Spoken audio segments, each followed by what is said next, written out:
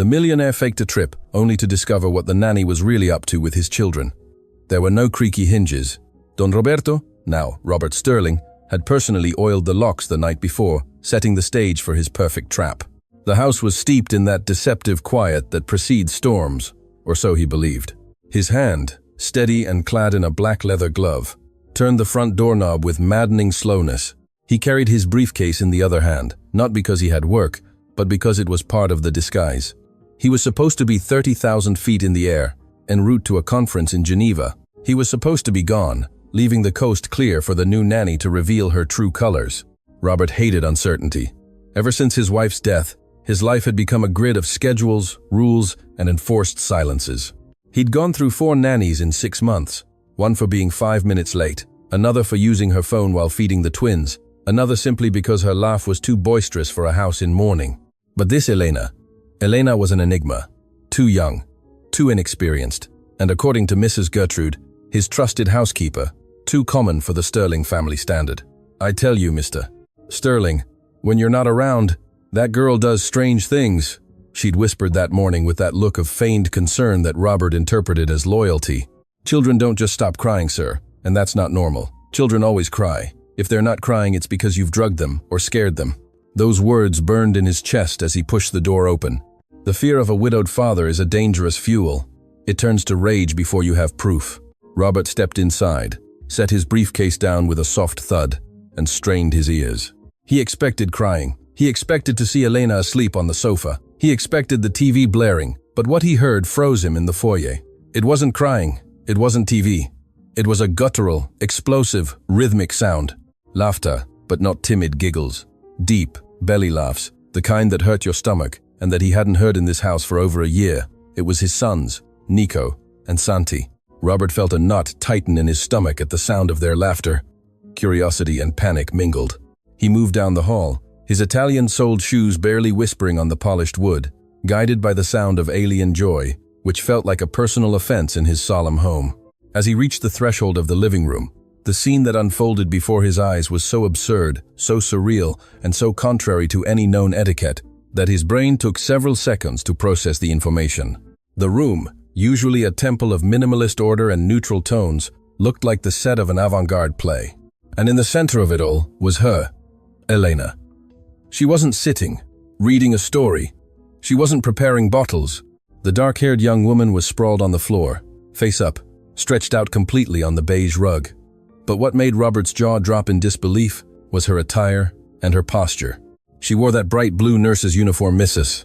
Gertrude had insisted on, saying it added class to the house. But on her hands, she wore bright yellow rubber gloves, the kind used for scrubbing toilets or washing greasy dishes. Up, my brave ones. Elena shouted from the floor, a smile so wide it seemed to distort her face with pure happiness. Robert blinked, stunned. His children, his heirs, the twins Nico and Santi, barely a year old, were standing on her, literally on top of her. It was a human tower of instability and jubilation. Nico stood on the nanny's chest, his colorful sneakers stomping on the embroidered logo of the uniform, while Santi balanced on her stomach. The children wore their light-washed denim overalls and white t-shirts, looking like tiny acrobats drunk on adrenaline.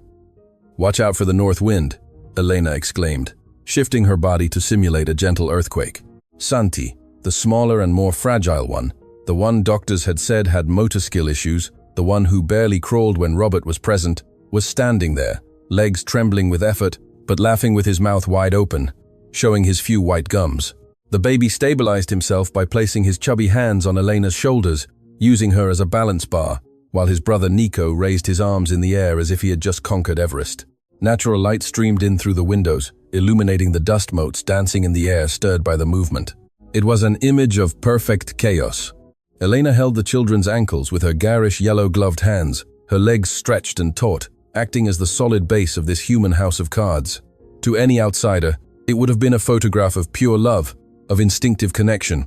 But for Robert, filtered through the pain of his widowhood and obsession with control, it was an aberration. He saw germs in the gloves. He saw danger in the height. He saw disrespect on the floor. He saw a domestic employee turning his children into circus attractions. Blood rushed to his head.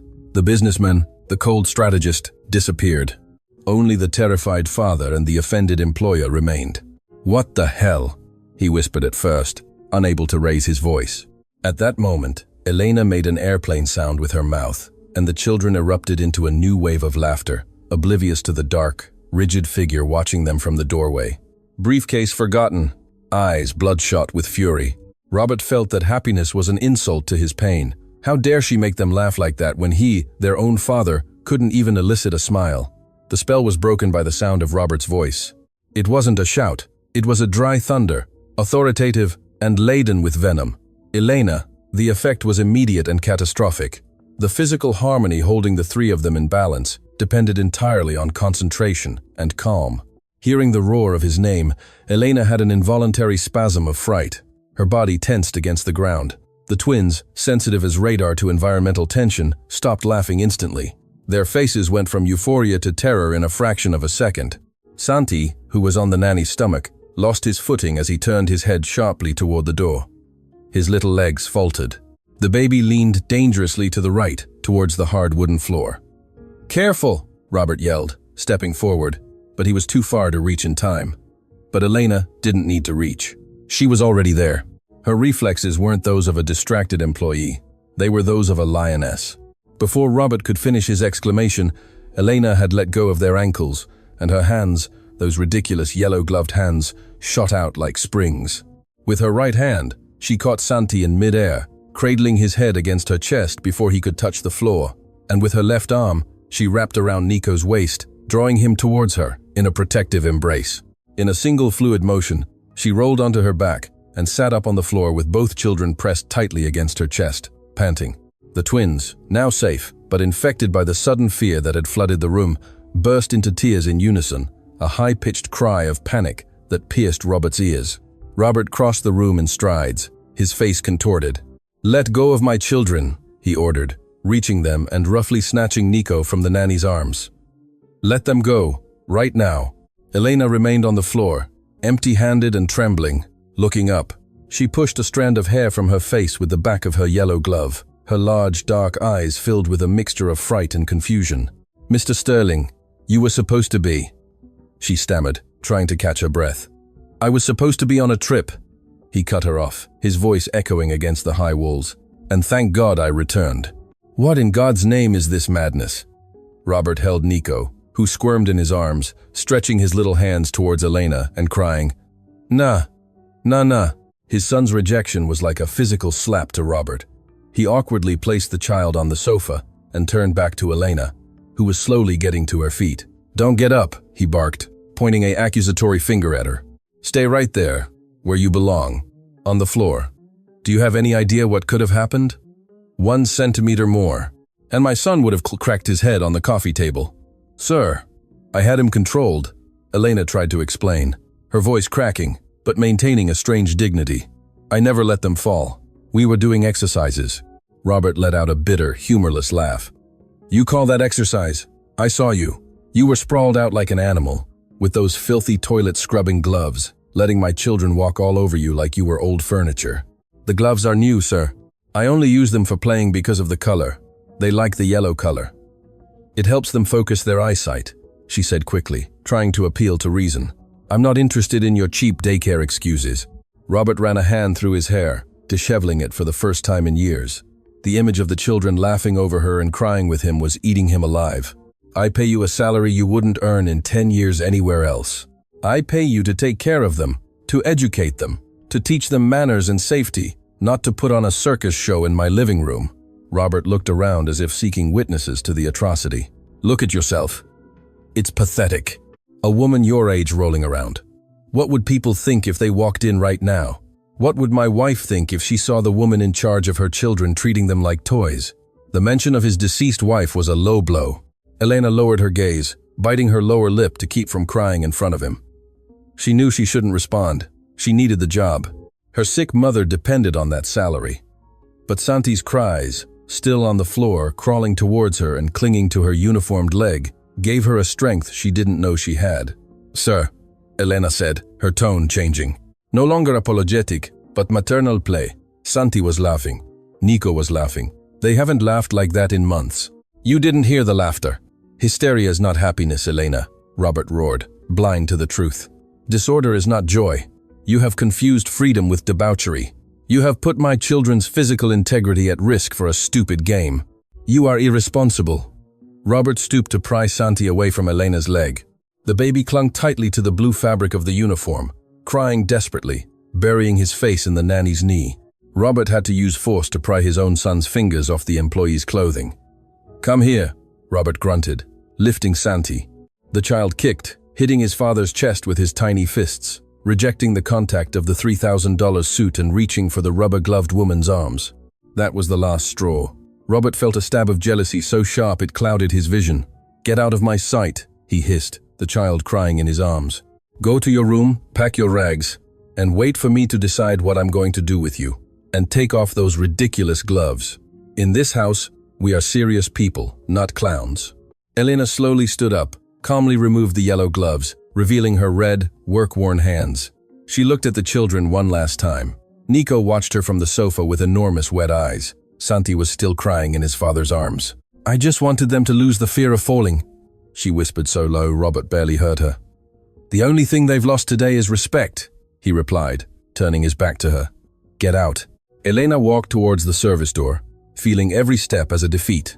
Behind her, the twins' cries increased in volume, filling the house with a noise that was no longer joy, but a heart-wrenching demand. Robert was left alone in the middle of his perfect living room with two sons who didn't want him and a victory that tasted like ash.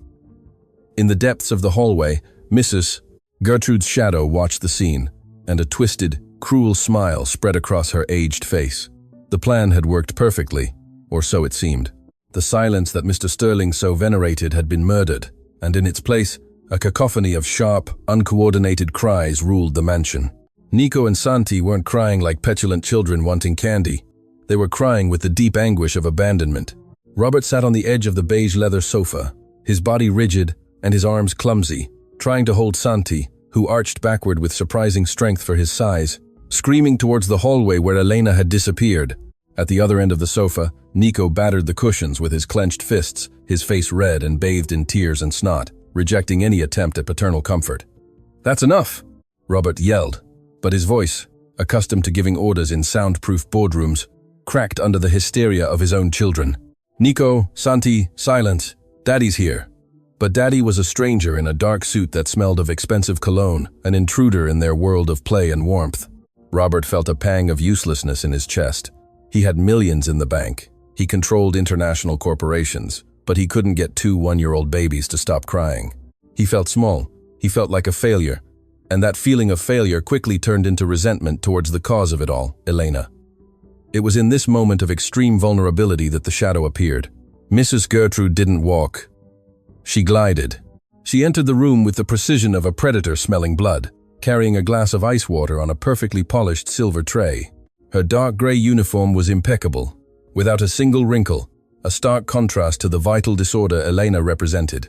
Her face, etched with lines of bitterness hidden beneath a mask of efficient subservience, showed a perverse satisfaction that Robert, in his desperation, failed to read. "Mr. Sterling," she said in a soft, unctuous voice, placing the tray on the coffee table with a delicate clink. "Have some water. You look pale.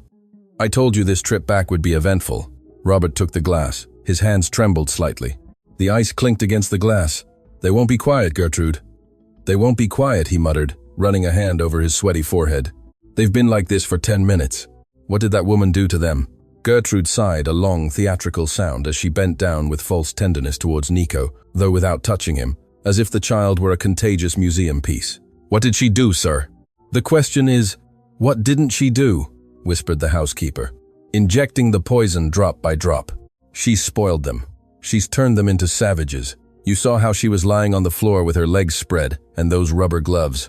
She paused dramatically, searching for the word that would most wound Robert's conservative pride. She looked like a woman of the streets, not an educator. Robert tightened his grip on the glass. The image of Elena on the floor, laughing, returned to his mind. Now, filtered through Gertrude's words, the scene seemed grotesque, dirty. "She said it was a game," Robert defended weakly. Not because he wanted to defend Elena, but because he needed to believe it hadn't been that bad. A game. Gertrude let out a dry chuckle, looking him directly in the eye with a commiserating seriousness. "Sir, I've served in the finest homes in this city for 40 years. I've seen professional nannies. They read, They teach languages. They keep children clean and presentable. This girl, this Elena, she comes from the mud, sir, and mud is all she has to offer. Nico threw a wooden toy that hit Gertrude's shin. The woman barely flinched, but her eyes flashed with icy coldness towards the baby before returning to Robert with sweetness. Look at them. They're aggressive. They're out of control. That's what she teaches them. Disobedience. She enjoys seeing you lose control, sir. It's her way of feeling powerful. These poor young girls are always envious of people with breeding. She wants to be the mother. She wants to take Mrs. Sterling's place. God rest her soul. The mention of his dead wife was the final trigger. Robert leaped to his feet, leaving Santi on the sofa. The pain of his wife's absence was a wound that had never closed, and the idea of some nobody trying to usurp that sacred place blinded him with rage. She will never be like my wife, Robert growled, his jaw tight. Of course not, sir. Mrs. Sterling was an angel, a lady. This girl smells of chlorine and cheap sweat, Gertrude insisted. Taking a step closer, she lowered her voice to a conspiratorial whisper. But the children are innocent. They get confused. If you allow her to stay here another day, they will forget who their father is. They will forget the name they carry. They will become what you saw today, a circus. Robert looked at his sons, red-faced, sweaty, their shirts untucked, crying inconsolably. They didn't look like heirs to an empire. They looked like broken children. And in his logic, twisted by pain and manipulation, Robert decided that the fault wasn't his absence or his coldness, but the nanny's excess warmth. You're right, Gertrude, Robert said, regaining his erect posture, hardening his heart. This ends today. I will not allow my house to become a slum. Gertrude nodded, hiding a triumphant smile as she smoothed her apron. It's for the best, sir, for the children's sake. We must cut out the infection before it spreads. Shall I call security to escort her out? No, Robert said, adjusting his tie knot with a sharp movement. I'll do it myself. I want to see her face when she understands that you don't mess with my family. As Robert left the room with a martial step towards the service area, Gertrude was left alone with the twins. She looked at them with disdain, took a handkerchief from her pocket, and wiped the spot where Nico's toy had hit her. Cry all you want, brats, she whispered to the still screaming babies. The party's over.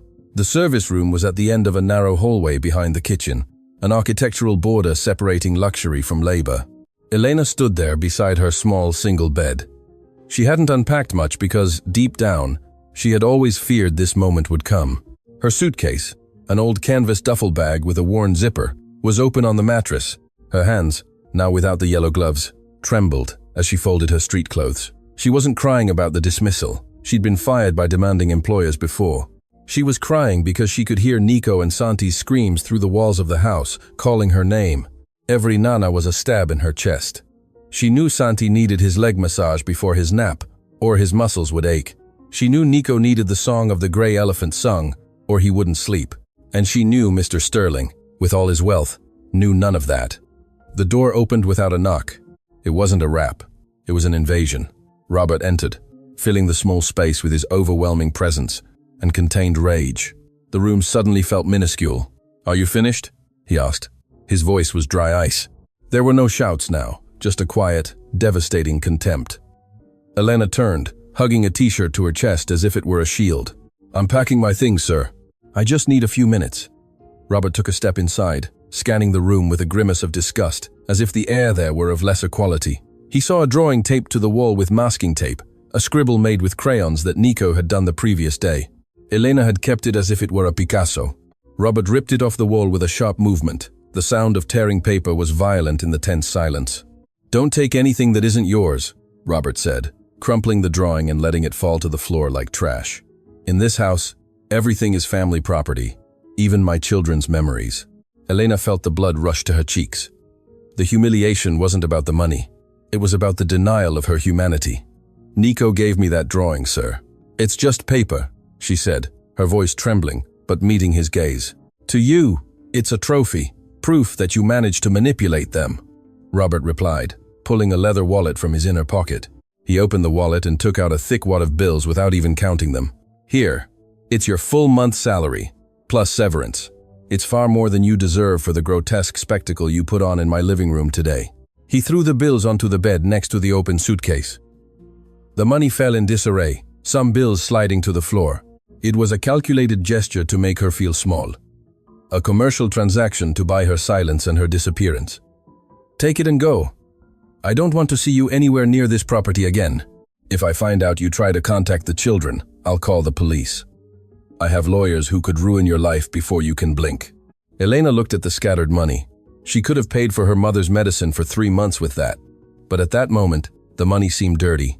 She took a deep breath, swallowing her pride, and looked up at Robert. Her dark eyes, usually sweet, now blazed with a dignity Robert hadn't expected to find in someone in a cheap uniform. "Mr. Sterling," she said, ignoring the bills, "you can insult me all you want. You can say I'm vulgar, that I'm poor, that I have no class, but don't lie to yourself. What you saw today wasn't a circus. It was love." Robert tensed, ready to interrupt her, but something in her voice stopped him.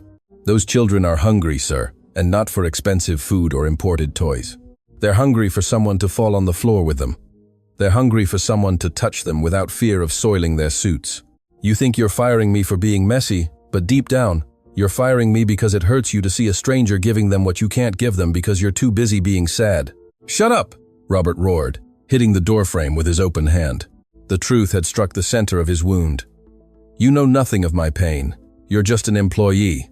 I'm the one who taught your son to stand, sir," Elena replied softly but relentlessly. "Santi wasn't walking because he was afraid. Today, he stood on me because he trusted I wouldn't let him fall. Can you say the same? If they fall, will you be there to catch them? Or will you be worried about wrinkling your shirt?" The silence that followed was dense, heavy. Robert breathed raggedly, his eyes bloodshot. He wanted to scream at her, to kick her out, but her words had lodged themselves like splinters in his conscience. The image of Santi standing, balancing, drilled into his mind. "Out," Robert whispered, gesturing towards the exit. "Out of my house. Now." Elena closed her suitcase. She didn't pick up the money from the floor, only took the wad that had fallen on the bed, just enough for the days she'd worked, and left the rest, the humiliating tip scattered on the comforter. She slung the bag over her shoulder and walked towards the door. Robert had to move aside to let her pass. She didn't lower her head. As she passed him, she stopped for a second. She didn't look him in the eye. She looked towards the hallway leading to the children's rooms. "Santi only sleeps if you rub his back in circles to the right," she said, her voice choked. "And Nico is afraid of total darkness. Leave the hall light on, please." And with that last instruction, a lesson in love, disguised as technical advice, Elena left the service room and crossed the kitchen towards the back exit. Robert was left alone in the tiny room, surrounded by bills no one wanted and the echo of a truth he didn't want to accept. From the living room, the twins' cries had changed. It was no longer hysteria. It was a tired, hoarse cry of resignation. The sound of a house that, once again, was cold, orderly, and terribly empty. Robert looked at the crumpled drawing on the floor, the splash of color in his gray world, and for the first time in a long time, he felt a terrible fear of being alone with his own children. The hallway connecting the kitchen to the service exit had never seemed so long. Elena walked with her head held high, though inside, her legs felt like lead. Each step took her further from the children, and the silence she left behind was deceptive. As soon as her hand touched the doorknob of the back door, a heart-wrenching scream broke the atmosphere. It wasn't a tantrum cry, it was the sound of absolute panic. "Santi!" The cry turned into a fit of convulsive coughing. Elena froze. Her instinct screamed at her to run back, but her dignity and the dismissal order pinned her to the ground. "Wait." Robert's voice boomed from the kitchen archway. It wasn't a request. It was an exclamation of urgency, disguised as authority. Elena turned slowly. Robert was there, disheveled, his tie loosened, his face pale. In his arms, Santi arched violently, his face purple from the effort of crying, rejecting his father's contact, as if his designer suit were made of thorns. "He won't calm down," Robert said, breathing heavily. "I tried doing what you said, the back thing, but it's not working. He's choking." Elena dropped her suitcase. The sound of the canvas hitting the floor was the only response. She walked towards him, not as an employee, but as an expert, entering a disaster zone. "Give him to me," she ordered. Her voice was soft, but it had an underground steel that admitted no argument. Robert, defeated by desperation, handed the child over. The instant Santi caught the scent of neutral soap and the texture of Elena's uniform, the change was miraculous. The baby buried his face in her neck. His little hands gripped the blue fabric with desperate force, and the cries ceased, replaced by ragged sobs and deep sighs of relief. Robert watched the scene, stunned. He felt a pang of jealousy, but also of a corrosive doubt that began to eat away at his pride. "What is it you do to them?"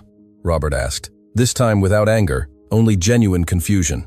"The best pediatricians in the country told me Santi is a distant child, that his motor condition frustrates him. That's why he's aggressive. But with you, he's a different child." Elena rocked Santi rhythmically, ignoring the pattern's presence, focused on calming the little one. "Your doctors read files, Mr. Sterling. I read your son's," she replied without looking at him. "Santi isn't distant. Santi is afraid. Afraid his legs won't cooperate. Afraid of falling and no one celebrating him. You saw a circus in the living room. Santi saw a challenge he could overcome." Robert ran a hand over his face in frustration. "You mentioned earlier that he stood up. That's impossible." Dr. Arriaga was clear. Severe muscular hypotonia in the lower extremities. He said he might walk at 2 years old with braces. "Don't lie to me to get your job back." Elena looked up. Her eyes shone with an intensity that made Robert step back. "I don't lie, sir. And I don't want a job where I'm treated like garbage. But I won't let you continue believing your son is an invalid just because you lack the faith to see him try." "Faith?" Robert let out an incredulous laugh. "Faith doesn't cure medical conditions, Elena. Science does. And science says my son can't stand on his own." "Then science is wrong," Elena declared. "Or perhaps science needs love to function. Do you think I was playing on the floor?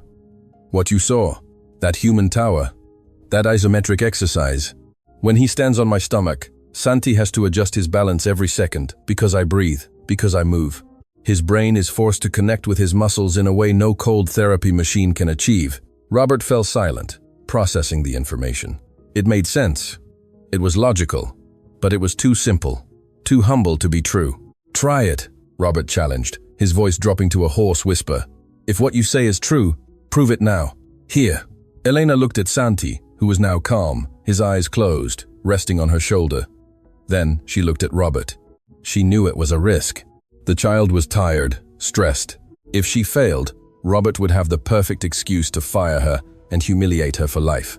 But if she didn't, Santi would return to a life of you can't condemned by a paper diagnosis. "Let's go to the living room," Elena said, walking past Robert and back into the house. "And please, sir, if this works, don't applaud, don't shout, just watch." The living room was as they had left it, toys scattered, the echo of the previous argument still floating in the air. Nico, who had been left alone on the sofa crying softly, raised his head as Elena entered. He stretched out his arms, but Elena made a gentle, waiting gesture with her hand, a signal the child understood instantly. Mrs. Gertrude appeared from the side hallway, drawn by the unexpected return. Seeing Elena in the living room again, her face contorted into a grimace of indignation. "Sir, what is this woman still doing here?" The housekeeper snapped, advancing quickly. "I thought we had already cleared the house of that noise, Gertrude," Robert barked without looking at her, his eyes fixed on Elena and her son. The tone was so sharp that the old woman stopped short, her mouth agape, offended and surprised. Robert stood by the doorway, arms crossed, a defensive posture that hid his terror. He wanted to believe, but he was terrified of being disappointed again. Elena walked to the center of the beige rug. She knelt slowly, coming to Santi's eye level. With infinite gentleness, she lifted the child from her chest and placed him on his feet on the rug. Her large, warm hands held the little one's waist. Santi wobbled. His little legs, clad in denim overalls, trembled visibly. He instinctively reached for Elena's clothes, whimpering a little. "You're holding him," Robert accused from the doorway, his voice laden with skepticism. "If you let go, he'll fall. That's what always happens." Hush," Elena whispered, her eyes fixed on the child. "T, look at me. Look at me, my love. You are strong. You are a giant." Elena removed her hands from the child's waist, but kept them millimeters from his body, ready to catch him, creating an invisible force field of safety. Santi stood there, swaying like a leaf in the wind. His knees bent inward. "He's going to fall," Gertrude whispered venomously. "This is cruel." "I said be quiet," Robert roared, his heart pounding in his throat. Santi looked around, frightened by the empty space. His eyes sought his father, but Robert was a distant, blurry statue. Then they returned to Elena. She was there, smiling, that luminous smile that promised everything would be all right. She wasn't looking at him with pity, she was looking at him with pride. Elena slowly stepped back, 1 step, 2 steps, crawling backward on her knees, away from the child. Come, Santi, she whispered, extending her open arms. Come to Nana, come for a hug. The distance was barely a meter, but for a child with hypotonia, it was an abyss. Santi let out a frustrated whimper, looked at his feet, looked at Elena, and then it happened. Santi clenched his tiny fists at his sides. His face scrunched in a gesture of absolute concentration. He took a deep breath, puffing out his small chest, and lifted his right foot. It wasn't an elegant movement. It was clumsy, heavy, a thud against the wooden floor that echoed in the sepulchral silence of the room. Robert stopped breathing. His fingernails dug into his own arms through the fabric of his suit. The left foot followed. One step. Santi leaned dangerously forward. Robert made the move to run and catch him, but Elena looked up and shot him. A fierce glare that stopped him dead. Trust me, her eyes said. The child regained his balance, waving his arms. He took another step, and another. My God, the whisper escaped Robert's lips like an involuntary prayer. These weren't the dragging steps of a sick child. They were the determined steps of a child with a goal. Santi let out a nervous giggle, a mix of fear and excitement, and launched himself forward in the last 2 steps, falling into Elena's open arms. That's it! Elena shouted, hugging him and rolling with him on the rug, covering his face with kisses. You did it! You're a champion! Nico, from the sofa, started clapping and laughing, caught up in his brother's victory. The scene was irrefutable proof. No doctor, no apparatus, no therapy costing thousands of dollars had achieved what that woman had achieved with patience, the floor, and love. Robert felt the ground open beneath his feet. His entire belief system, based on paying for the best and demanding immediate results, crumbled. He looked at his son, laughing in the arms of the vulgar maid, and then at his own empty hands. He realized with a sharp pain in his chest that he didn't know his son. He didn't know he could walk. He didn't know he could be brave. He had missed the miracle by being too busy judging the method. Mrs. Gertrude, seeing the narrative slipping away, decided to play her last, dirtiest card. Well, the old woman said with disdain, breaking the magical moment. Walking is one thing, but decency is another. Sir, don't let this fairground trick cloud your judgment. Remember what I told you. Remember what's missing from Mrs. Sterling's safe. Robert, still with tears of astonishment in his eyes, turned to Gertrude. The mention of the safe was like a bucket of ice water. The emotion of the miracle clashed violently with the planted suspicion. What are you talking about? Robert asked, his voice hoarse. I didn't want to say it in front of her, sir, Gertrude lied, pointing a bony finger at Elena. But while you were away, I noticed Mrs. Sterling's diamond brooch was missing, the one you keep so carefully. And coincidentally, this woman is the only one who goes in to clean your study. Elena stood up slowly, Santi still in her arms. Her face turned pale. I never touched anything from that box, sir, she said, her voice firm, but trembling from the accusation. Never. Robert looked at Elena, then at his son in her arms, and finally at Gertrude. Doubt settled back into his mind, toxic and fast. The physical miracle was undeniable, but the moral one. Was it possible this woman was an angel with the children and a demon with his possessions? Gertrude, Robert said, his face hardening again. Are you sure of what you're saying? As sure as I am standing here, sir. Check her backpack, check that old bag she carries. If she has nothing to fear, she won't mind us looking, will she? The trap was set, and Robert, a man of facts and evidence, walked towards the canvas bag Elena had left by the entrance to the living room. The tension in the room shifted from euphoria to police terror in a second. Robert's hand closed around the strap of the old duffel bag. The air in the room became suffocating, charged with static electricity that made the skin crawl. Santi, still in Elena's arms, stopped laughing as he felt the tension in his nanny's body. Nico, from the sofa, put a finger to his mouth, watching with wide, frightened eyes as his father invaded the only private property of the woman who gave them affection. Elena didn't move to stop him, didn't shout, didn't protest. She simply held Santi tighter against her chest, tilting her chin with a dignity that painfully contrasted with her rumpled uniform and worn shoes. If that's what you need to believe in my honesty, then do it, Elena said. Her voice didn't tremble, though her knees did. But do it yourself. Don't let her touch my things. Robert looked at Gertrude, who waited with a predatory smile, anticipating the sparkle of diamonds among the humble clothes. Then, with a sharp movement, Robert upended the contents of the bag onto the glass coffee table, right next to the vase that was worth more than his employee's entire life. Objects fell, but there was no heavy sound of jewelry. A hairbrush with worn bristles fell. 2 pairs of white socks, mended at the heel, fell. A box of hypertension pills with a generic pharmacy price tag still attached fell, and a small, home-laminated photograph fell. Nothing else. No brooch, no money, nothing of material value.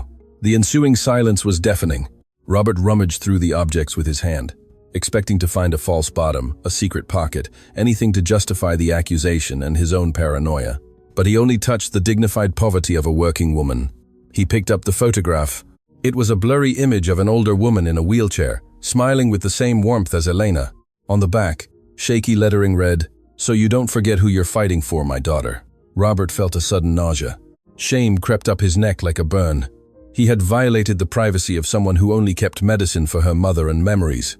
"It's not there," Robert murmured, dropping the photo as if it burned. Gertrude, whose face had gone from presumption to disbelief, stepped forward, losing her composure. "Impossible! It has to be there," the old woman shrieked, lunging for the table and rummaging through the old socks with her bony hands. "Are you sure it's in the uniform pockets?" "Check her. That thief is cunning." "Sir, enough!" Robert's shout made the window panes vibrate. He grabbed Gertrude's wrist before she could touch Elena. He looked at her with cold fury, a mixture of disappointment and weariness. "There has been enough humiliation for today," Robert said, releasing the housekeeper's hand with disdain. "There's nothing. You're mistaken, or worse, you lied." "Sir, I would never." Gertrude began to defend herself, backing away pale. "Go to the kitchen now," he ordered without looking at her. When the old woman disappeared, grumbling and dragging her venom towards the hallway, Robert was left alone with Elena and the children. The atmosphere changed, but it didn't relax. Robert's shame quickly transformed into a defensive barrier. He couldn't apologize. His pride as a powerful man didn't know how to bend that much without breaking. He had to maintain control. He had to be the boss. He picked up the medicine box and the photo and put them back in the bag with stiff movements. Then he looked at Elena. She wasn't looking at him with hatred, but with a deep sadness that he found unbearable.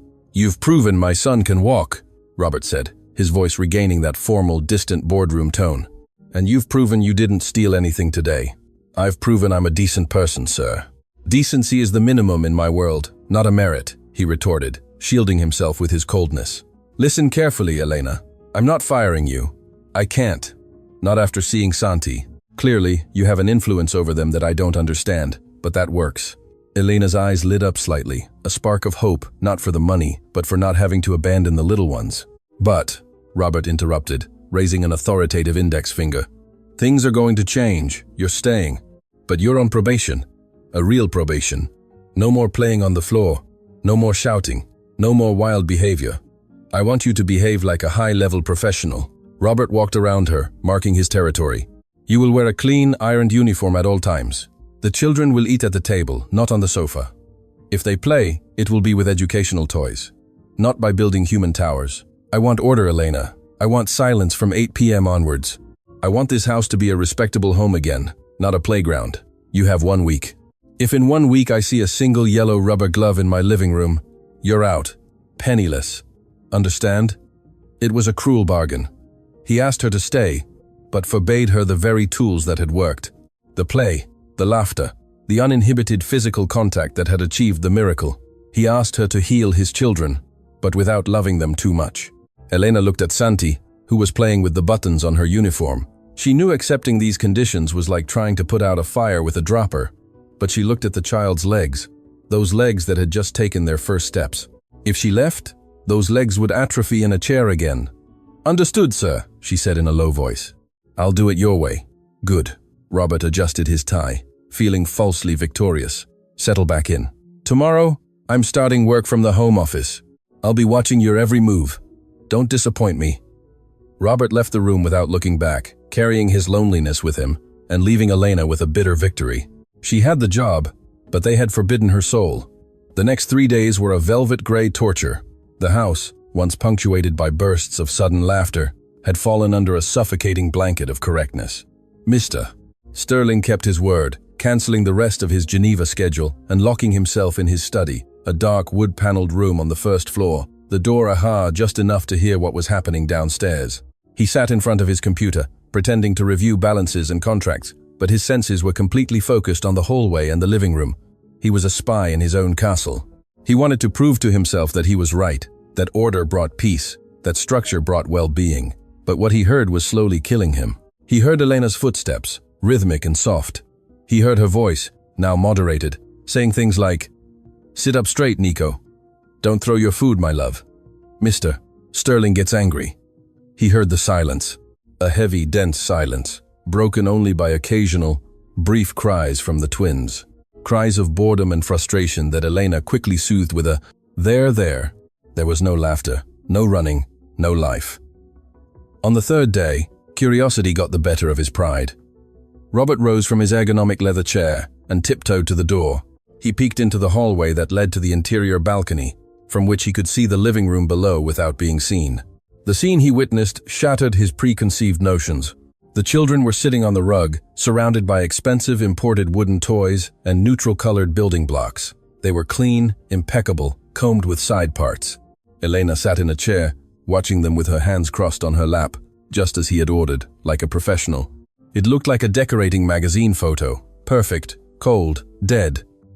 Nico held a red block, looked at it with disinterest, and dropped it. Santi lay face down, sucking his thumb, his gaze lost in the ceiling. He wasn't trying to stand, he wasn't trying to walk. Why would he? There was no one on the floor waiting for him with open arms. Robert felt a sharp pain in his chest. Was this what he wanted? Children who looked like mannequins. Was this the decency Gertrude defended so vehemently? Suddenly, Elena glanced at the wall clock. It was 11 a.m. She knew Robert usually had video conferences at this time and wore headphones. Believing the ogre was disconnected from the world, Elena transformed. It was subtle at first. She slid from the chair to the floor, not noisily, but like a cat. She silently removed her shoes, approached Santi, and whispered something in his ear. The child, who had seemed like a wilting plant seconds before, opened his eyes wide, and a mischievous smile lit up his face.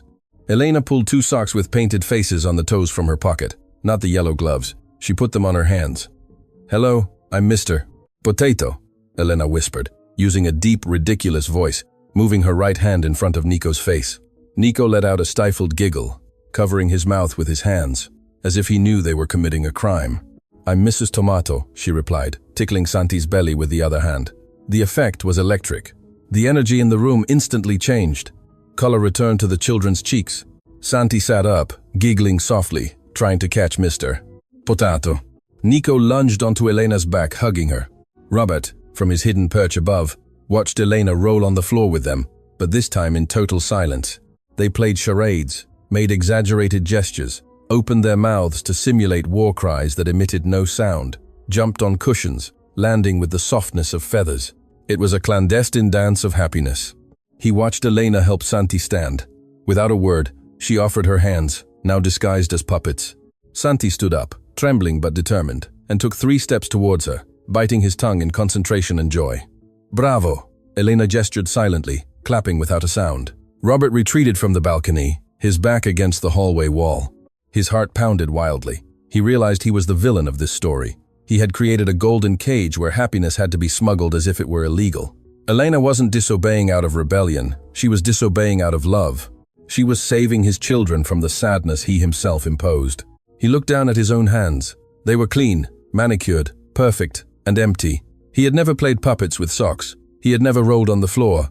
His wife, Laura, used to tell him, "Robert, the house gets cleaned, but childhood doesn't come back." He had forgotten. Just as he was about to go down, not knowing if perhaps he should join them, perhaps ask for forgiveness, a shadow crossed his peripheral vision. Mrs. Gertrude was at the end of the opposite hallway. She hadn't seen Robert spying. She, too, was watching the living room below, but her expression wasn't one of revelation or tenderness. Her eyes were narrowed, fixed on the silent happiness of Elena and the children. In her hands, Gertrude clutched a cleaning rag so tightly that her knuckles were white. Robert saw the old woman turn and silently enter the master bedroom, Robert's room, where the safe was located. An alarm rang in Robert's head, not a theft alarm, but something far more sinister. He remembered the accusation about the brooch. He remembered Gertrude's certainty when demanding to search the bag. And now, seeing her sneak into his room while Elena was distracted downstairs, Robert didn't go down to the living room. Instead, he took off his Italian-soled shoes to avoid making noise. He became the silent hunter his house needed. He walked towards his own room, stopping just before the doorway, holding his breath. What he saw through the crack in the door froze him, colder than any previous slight. Gertrude wasn't cleaning. Gertrude was standing in front of his nightstand, with a small velvet box where he kept his grandfather's gold watch and the diamond brooch that had supposedly already disappeared. The old woman opened the box. The gleam of the diamonds flashed in the dim light, but she didn't pocket it to steal it. She held it in her hand, looked at it with hatred, and then left the room, but not towards the exit. She headed towards the hallway closet, where Elena hung her coat and left her duffel bag while working. Robert understood everything in a second of brutal clarity. There had been no theft. There was going to be a setup. Gertrude didn't want money. She wanted Elena's destruction, and she was about to execute the final phase of her plan.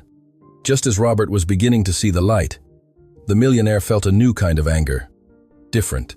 It wasn't the hot, reactive anger of an offended father. It was the cold, calculating, lethal anger of a businessman who discovers he has been betrayed by his right hand.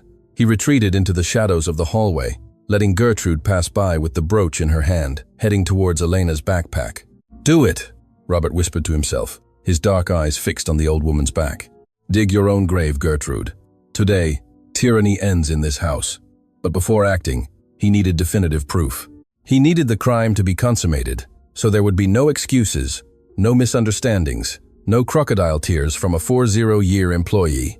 Robert returned to his study, turned on the monitor for the internal security cameras, those that Gertrude believed he never watched, and pressed the record button.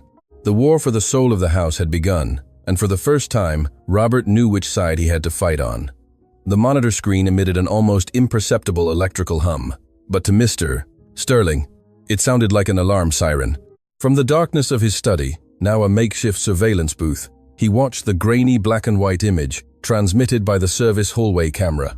His hands, resting on the mahogany desk, were clenched into fists so tight his knuckles had turned white. On the monitor, Mrs. Gertrude wasn't the dutiful old woman who brought tea. She was a furtive shadow.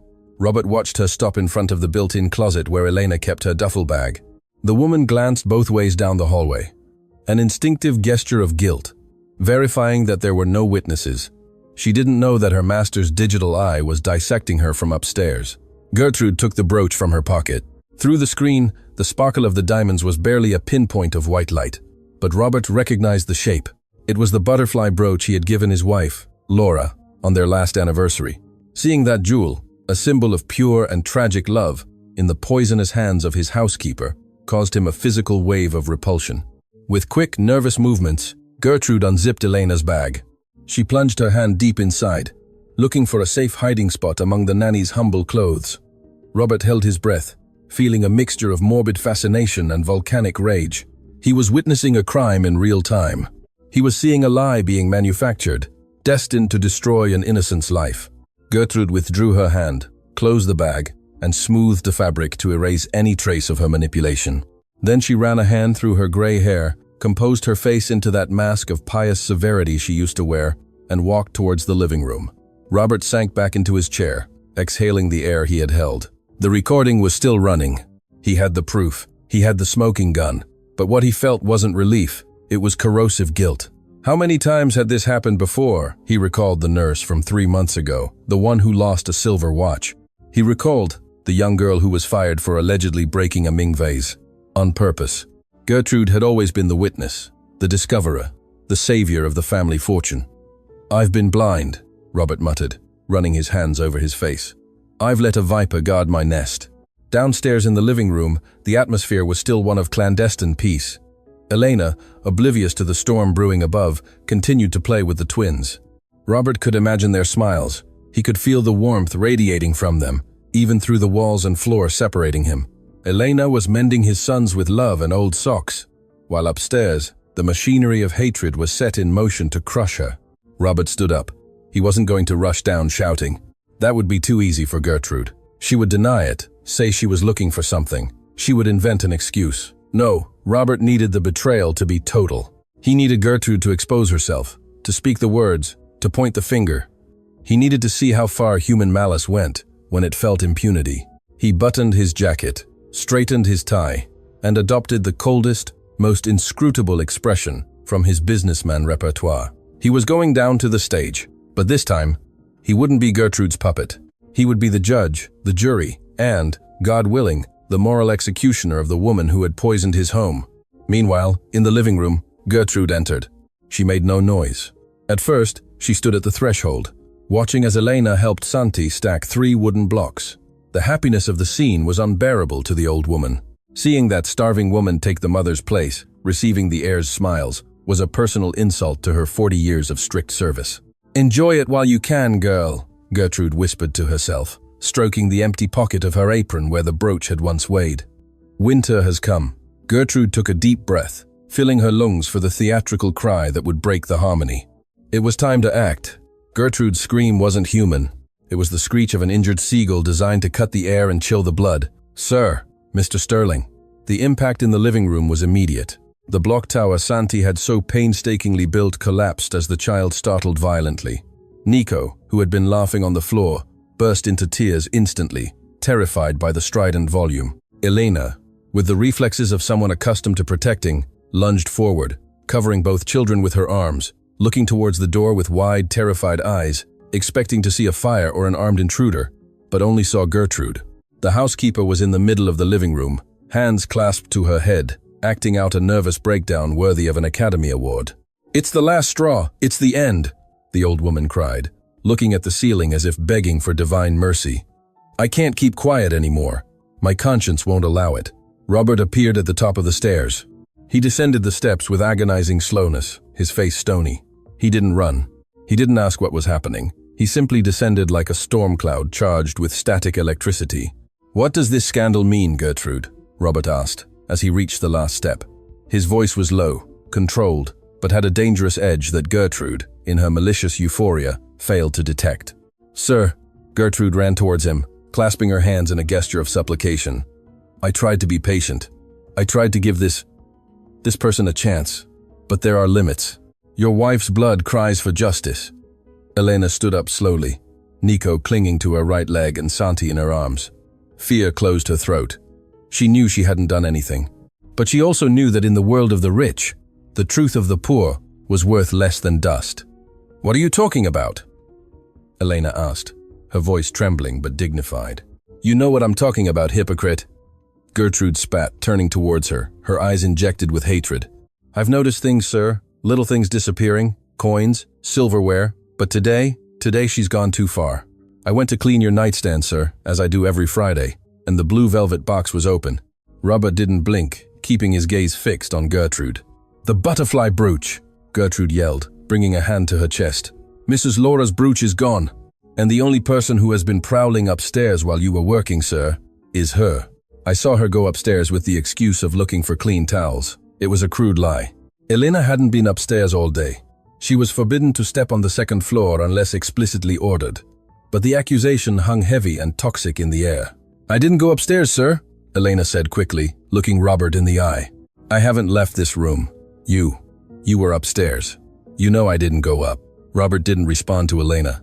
He remained silent, letting the panic grow, letting Gertrude grow confident. "She's lying," Gertrude insisted. "They're like rats, sir. They move in the shadows. But this time, I've got her. I'm sure she hasn't had time to get it out of the house. She must have it in her things, ready to take it as soon as her shift is over. I demand that we search her bag right now, for Mrs. Sterling's memory." The twins cried inconsolably, sensing the aggression in the atmosphere. Santi hid his face in Elena's neck, soaking her uniform with tears. "Not again," Elena whispered, and a tear of helplessness rolled down her cheek. "You searched my things once. How many more times do you need to humiliate me?" "As many times as necessary until the truth appears," Gertrude said, and without waiting for permission, she ran towards the hallway closet where Elena's bag was. Robert followed her at a slow pace. Elena, carrying Santi and dragging Nico by the hand, followed too, because she had no choice. It was a funeral procession towards her own social execution. Gertrude violently pulled out the bag and threw it on the hall floor. "Open it, sir," the old woman demanded. "Open it, and see with your own eyes who you've let into your house." Robert looked at the bag, then at Elena. The young nanny was pale, trembling from head to toe. "Sir, I swear to my mother's life." "I have nothing," Elena pleaded, her voice breaking. "I just want to take care of the children. I don't want your jewelry. I don't need it." "That's what all thieves say," Gertrude sentenced. Robert stooped. His perfectly manicured hands touched the worn canvas. He opened the zipper, slowly. The sound of the zipper tearing through the silence was unbearable. Gertrude leaned forward with a shark-like smile, anticipating the gleam of triumph. Robert reached in, moved the clothes aside, and his fingers closed around the cold metal and hard stones. He pulled it out slowly. The butterfly brooch sparkled under the hall lamp. The diamonds flashed with ironic purity amidst so much moral dirt. "Aha!" Gertrude shouted triumphantly, pointing her finger like a sword. "There it is. I knew it. Thief, miserable creature, you've robbed a dead woman." Elena let out a gasp of horror. She brought her hands to her mouth, letting go of the children for a second. She stumbled back until she hit the wall. "No," Elena whispered, shaking her head, her eyes filled with terror. "That's not mine. I didn't put it there. Someone set me up." "Gertrude? Who? Ghosts? The babies? You? We've caught you red-handed." The old woman turned to Robert, expecting an explosion of rage, expecting him to kick the girl out, expecting the order to call the police. "Sir, call the authorities," Gertrude urged. "Have her taken away in handcuffs. Let her learn that you don't mess with the family." Robert stood up, holding the brooch high. He looked at it in the light, turning it. Then he lowered his hand and looked at Elena. He saw absolute terror on her face. The devastation of someone who knows the truth doesn't matter when the evidence is rigged. He saw his sons crying at her feet, clinging to her legs like castaways clinging to a mast. And then Robert slowly turned his head towards Gertrude. The old woman's smile faltered for a fraction of a second. There was something in Robert's gaze that didn't fit. There was no uncontrolled fury. There was an icy calm, a deep and terrifying darkness. "You're right, Gertrude," Robert said, his voice resonating in the marble foyer. "You don't mess with my family." "Exactly, sir. That's why you must." "Tell me something," he interrupted, taking a step towards the housekeeper, invading her personal space. "How did you know it was at the bottom of the bag, under the socks?" Gertrude blinked nervously. I assumed. Thieves always hide things at the bottom." "It's instinct, sir." "Instinct," Robert repeated, savoring the word with disgust. "Curious instinct. Because from where you were standing, it was impossible to see the bottom of the bag before I pulled my hand out." The air in the room shifted. Gertrude's trap had closed, but she didn't yet realize her foot was caught in the snare. "Sir, what are you implying?" Gertrude asked, her voice losing strength. "The evidence is there." "The evidence is there, yes," Robert said, clenching the brooch in his fist. "But the truth is a lot more complicated, don't you think?" Elena watched the scene, confused, her heart hammering. Why wasn't he shouting? Why was he looking at Gertrude with such predatory intensity? "Elena," Robert said, still looking at the old woman, "grab the children, take them to their room, close the door, and cover their ears." "Sir, Elena tried to speak.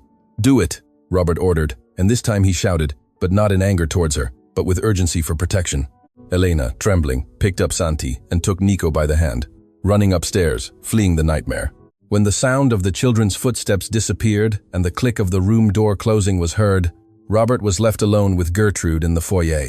The silence was absolute. Gertrude took a step back, feeling real fear for the first time. "Sir, you're scaring me. We should call the police and end this." "Oh, don't worry, Gertrude," Robert said, pulling his mobile phone from his pocket with his free hand. "We'll end this, but I'm not calling the police yet. First, I want to show you a movie. A very interesting movie I just filmed." Robert unlocked the phone. His fingers moved over the screen, searching for the file connected to the security cloud. "A movie?" Gertrude asked, her voice a thread. Robert turned the phone screen towards her. "Watch," he whispered. On the small, bright screen, the service hallway was visible in black and white. A grey uniformed old woman was seen looking around. She was seen taking a shiny brooch from her pocket. She was seen opening the bag. Gertrude's face crumpled. The loyal servant's mask melted away, revealing the naked terror of a discovered criminal. Her knees knocked together. "Sir, I can explain," she stammered, backing towards the door. "There's nothing to explain," Robert said, advancing on her implacably. "What needs to be decided now is whether you leave this house on your own 2 feet or in a patrol car." The climax had arrived, but not as Gertrude had written it. Divine Justice had just entered the foyer, and it wore a suit and tie. The phone continued to loop the video, showing the betrayal in black and white. "Mrs." Gertrude stared at the screen, as if it were a mirror reflecting her own rotten soul, and for the first time in decades, she had no quick answer, no sharp lie, no pious excuse. 40 years, the old woman whispered, her voice trembling, not with regret, but with impotent rage. I've given 40 years of my life to this family. I've cleaned up your messes. I've kept your secrets. And you're going to throw me out for a piece of metal, for a trinket." Robert slowly put the phone in his pocket. The calm he felt was terrifying, even to himself. It was the calm of someone who had survived a shipwreck and seen the shore. "I'm not throwing you out for the metal, Gertrude," Robert said, taking a step towards the front door and opening it wide. The night air entered the cold, clean foyer. "I'm throwing you out because you tried to destroy an innocent to feed your ego. I'm throwing you out because you turned my grief into a dictatorship. I'm throwing you out because, in trying to protect my house, you turned it into a prison." Gertrude straightened up. If she was going to fall, she wouldn't do it on her knees. Her face hardened, regaining that mask of aristocratic disdain she had copied from her former employers. "I do what I do for the good of the lineage," she spat, smoothing her apron with angry hands. "That girl, that nobody, will ruin those children. She'll make them weak, soft, like her. You think you've won, Mr. Sterling, but you'll be left alone with chaos. When those children grow up and don't know how to behave in society, you'll remember me." "I'd rather they be happy than decent like you," Robert replied, gesturing towards the darkness of the street. "Get out. You have 10 minutes to pack your things and get off my property. If in 11 minutes you're still here, I'll call the police and show them the video. And believe me, judges don't like jewel thieves, no matter how old they are." Gertrude let out a snort of contempt. She walked towards the door, her hard-soled shoes resonating for the last time on the marble she had polished so much. As she reached the threshold, she stopped and turned. Her eyes were two wells of bitterness. Mrs. Sterling would never have allowed this. She launched her last poison dart. Robert felt the blow, but this time, he didn't bleed. "Mrs. Sterling," Robert said firmly, "would have fired anyone who made her children cry. Goodbye, Gertrude." The old woman left into the night without looking back. Robert closed the door. The dry click of the bolt echoed throughout the house. A definitive sound. The silence that followed wasn't the oppressive silence from before. It was a silence of emptiness, of cleared space. The shadow was gone, but the crisis wasn't over. Upstairs, the damage had already been done. Robert climbed the stairs. His legs weighed tons. Every step was an accusation. He had allowed this to happen. He had been complicit by omission. He reached the second-floor hallway. The children's bedroom door was closed. From inside, there were no hysterical cries, but something far more heartbreaking, a soft, trembling murmur. Robert pressed his ear to the wood. "Sleep, little darling, sleep, for your mama is in the country," Elena sang. Her voice was broken by suppressed tears. She faltered from fear, but she kept singing. Even at the moment she thought she was going to be arrested, that she would lose her reputation and her freedom, her priority remained calming. Nico and Santi. Robert rested his forehead against the door. He felt a sharp pain in his chest, so acute he had to close his eyes. This was the circus he had despised. This fierce loyalty was what he had called a lack of professionalism. He felt like the poorest man in the world. He turned the knob gently. It was locked. Elena had bolted it, barricading herself against the monster she believed was coming for her. "Elena!" he called. His voice came out hoarse, unrecognizable. "Elena, open up, please." The singing stopped abruptly. A stifled sob was heard, and the sound of someone moving to protect something. "Don't come in," she pleaded from the other side, her voice panicked. "Please, sir, don't let the police in here, not in front of them. I'll go out, I'll surrender, but don't scare the children." The plea broke his soul. She was negotiating her own capture to protect her children's innocence. "There are no police, Elena," Robert said, placing his flat hand against the wood. "Gertrude is gone. It's over. Open the door. I need you to see something." There was a long, tense silence. Robert could hear her ragged breathing on the other side. Finally, the bolt clicked. The door opened a few inches. Elena peeked her face out. Her eyes were swollen and red, her makeup smudged, her hair messy. She held Santi in one arm like a shield, and Nico clung to her leg, hidden behind her skirt. She looked at him with terror, expecting a trap, expecting handcuffs. Robert didn't push the door. He stood in the hallway, respecting her space, his hands open and empty, to show he carried nothing but his own shame. "She's gone," he repeated. "I fired her." Elena blinked, confused, hugging the baby tighter. "She's gone, but the brooch. She said she put it there." Robert pulled out his phone again. "I have it recorded. I saw everything." Elena looked at the phone, then at Robert.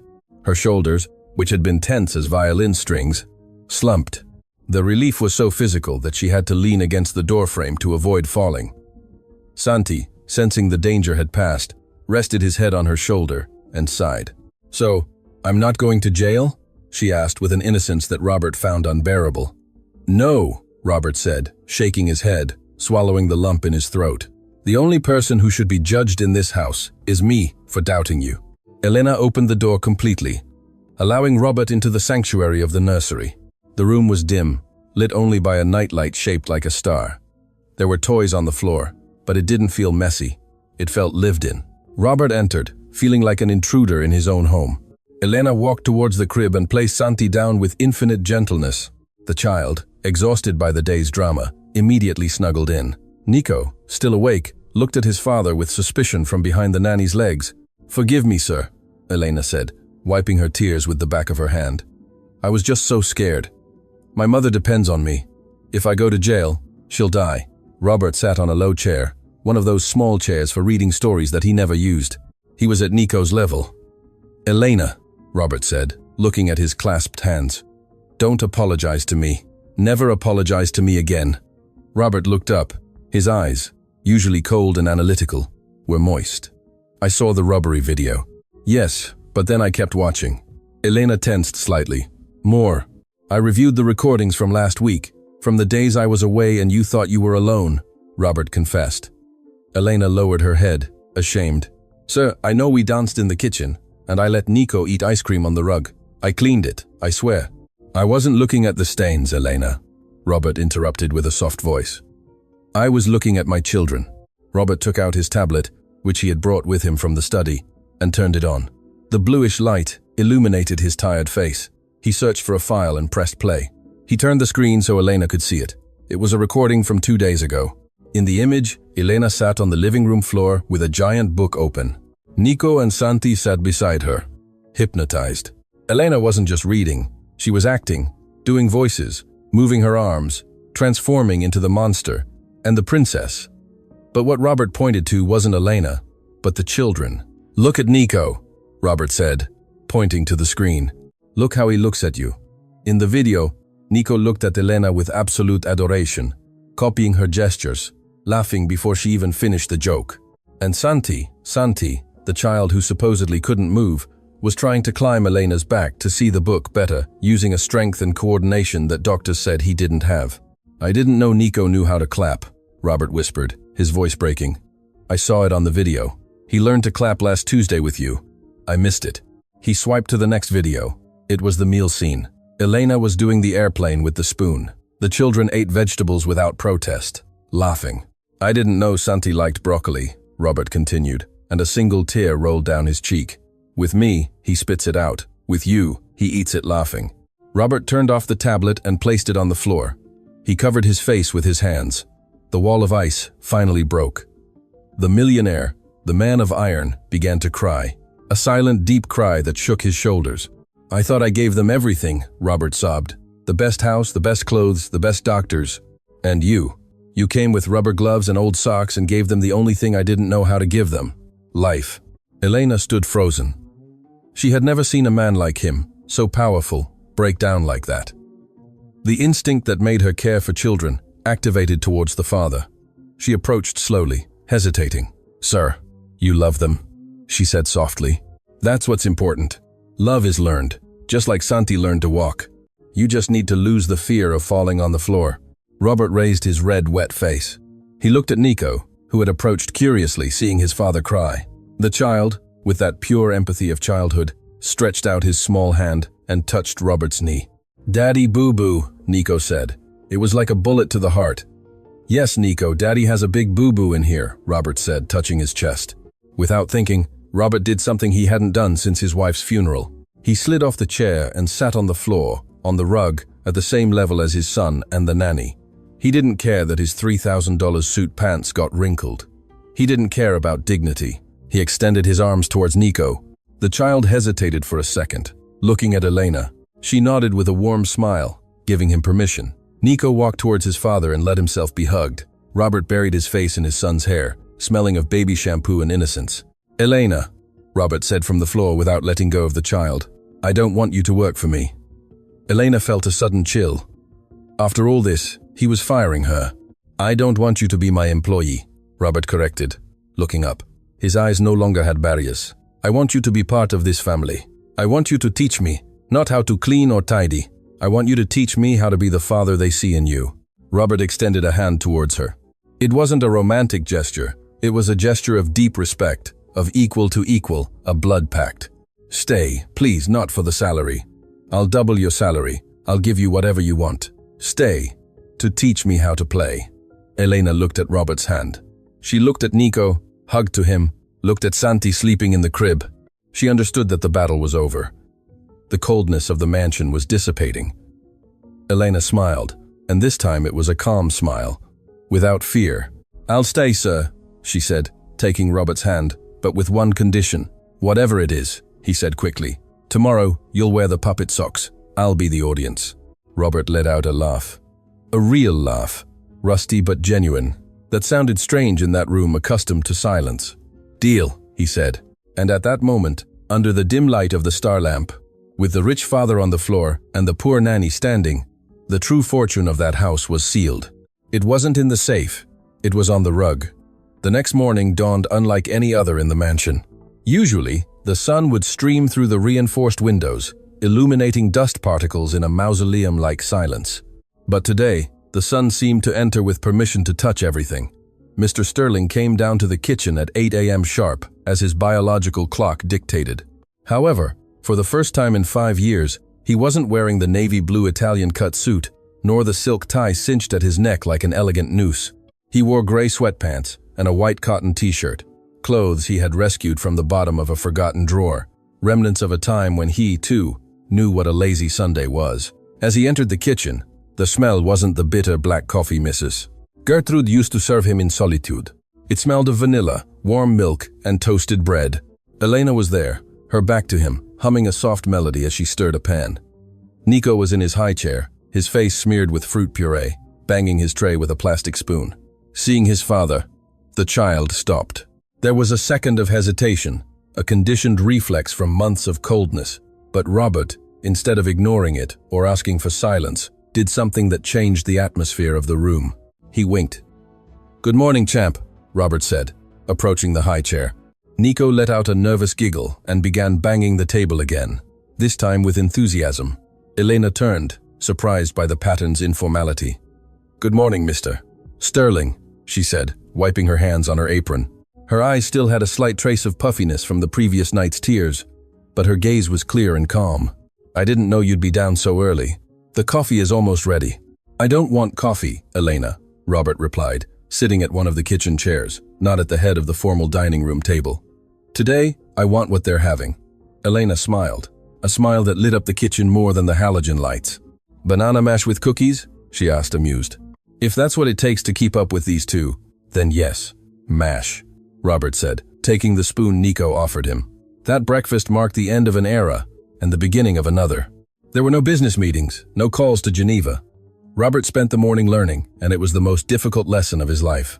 He discovered that running a multinational was child's play, compared to changing a diaper on the move or convincing Santi not to put an Lego piece in his nose. Mid-morning, the doorbell rang. The sharp sound reverberated through the house. Robert tensed. Elena, who was on the floor helping Santi stretch his legs, looked up with fear. "It must be her," Elena whispered. Gertrude had threatened to come back for the rest of her things. Robert stood up. His posture changed. The playful father disappeared for a second, and the man of steel returned. But this time, the steel was a shield for his family. "Stay here," he ordered softly. "I'll handle it." Robert walked towards the entrance.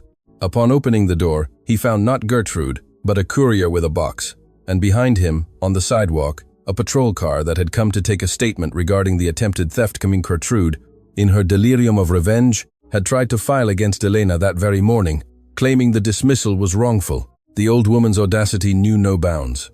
Even outside the house, she tried to continue manipulating reality. Robert stepped onto the porch. The police officer approached, notepad in hand. "Good morning, sir. We have a report from a Miss Gertrude M., claiming your employee verbally assaulted her and stole from her." Robert raised his hand, stopping the officer with a gesture of absolute authority. "Officer," Robert said, his voice calm. Miss Gertrude was dismissed yesterday for ongoing theft and defamation.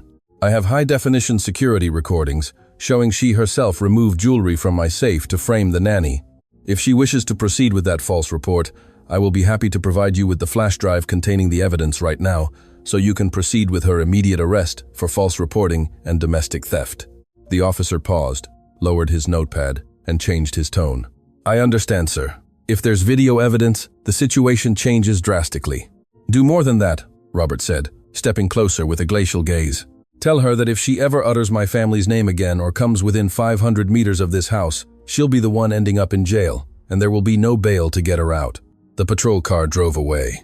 Gertrude's shadow dissipated definitively, not by magic, but by the firmness of a father who no longer delegated the protection of his home. Upon returning to the living room, Robert brought with him something more important than legal victory. He carried an envelope he had prepared in his study during the night. He found Elena sitting on the sofa with Santi asleep in her lap. The image was one of such deep peace that Robert felt afraid to break it. He sat opposite her at the coffee table, ignoring etiquette rules. "Elena," he said softly. She opened her eyes alertly. "Everything is fine, sir. Everything is perfect. Gertrude will never bother us again." The relief on Elena's face was palpable. She sighed deeply, stroking the sleeping child's back. "But we need to talk business," Robert continued, placing the envelope on the table. Elena looked at the white envelope. Fear returned to her eyes. It was a confidentiality agreement. New, strict rules. "Sir, I promise I'll comply with everything we discussed last night. The socks, the games." "Open it," he interrupted her. Elena took the envelope carefully, trying not to wake Santi. She pulled out the paper. It wasn't a dismissal check. It was a new employment contract. Her eyes scanned the lines and widened immeasurably when she reached the salary figure and the final clause. "Sir, this is too much. It's triple what I was earning. And here it says, Elena," she read aloud, her voice trembling, "full medical coverage for the employee and direct first-degree relatives." Robert nodded, looking at his own clasped hands. "You told me your mother was ill, that she depended on you. I did a little research last night. I know treatments for her condition are expensive, and that public health care has months-long waiting lists." "Yes, sir. She's been waiting 6 months for hip surgery." "Not anymore," Robert said, looking up and meeting her eyes with human intensity. "I spoke with Dr. Arriaga, head of traumatology at Central Hospital. She's expected Monday, everything paid for." Elena brought her hand to her mouth. Tears sprang forth suddenly, without warning. She wasn't crying for the money. She was crying because someone had seen her invisible pain. She was crying because the man who seemed like a robot 24 hours ago had just saved her mother's life.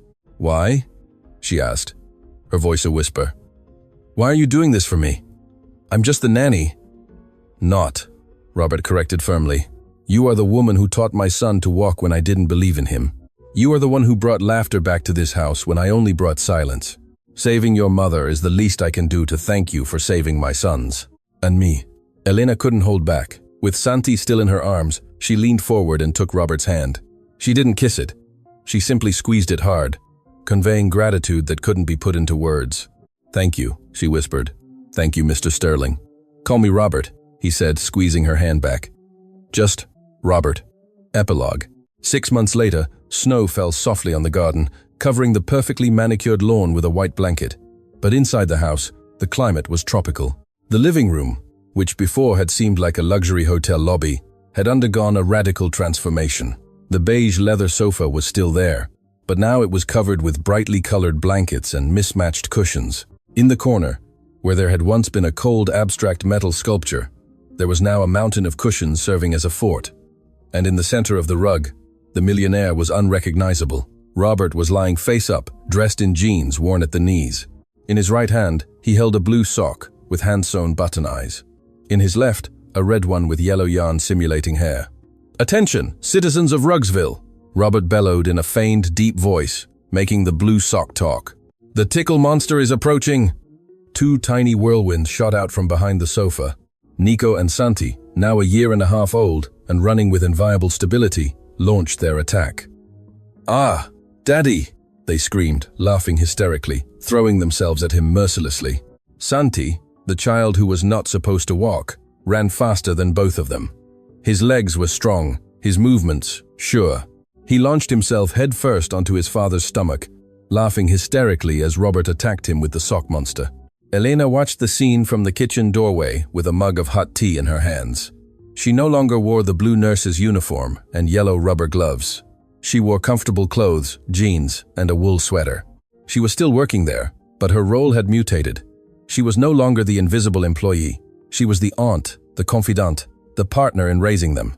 Robert, trapped under the weight of his children's love, turned his head and saw Elena watching them. "Help!" he shouted dramatically, extending his hand towards her. "Elena, save me! They're devouring me!" Elena laughed, put her mug down on a side table, and approached slowly. "I'm sorry, Robert," she said with a mischievous smile. "In the jungle of the living room, only the strongest survive." And instead of helping him, Elena threw herself on the floor too, joining the tickle battle. The four of them rolled on the rug, an indistinguishable mass of arms, legs, and laughter. At that moment, if someone had taken a photo, they wouldn't have been able to distinguish who owned the mansion and who was the employee. They would have only seen a family, a strange family, patched together from broken pieces that had united with the strongest glue in the world. Shared time on the floor. The camera slowly pulls away, exiting through the bay window, showing the illuminated house in the middle of the winter night. It was no longer the quietest, most elegant house in the neighborhood. It was the noisiest, and undoubtedly, the richest. Robert had learned the final lesson. A man is not a millionaire by what he has in the bank, but by the number of times his children run towards him when he crosses the door. And as he hugged Santi and Nico, feeling their hearts beating against his, Robert knew he had finally truly come home. The end.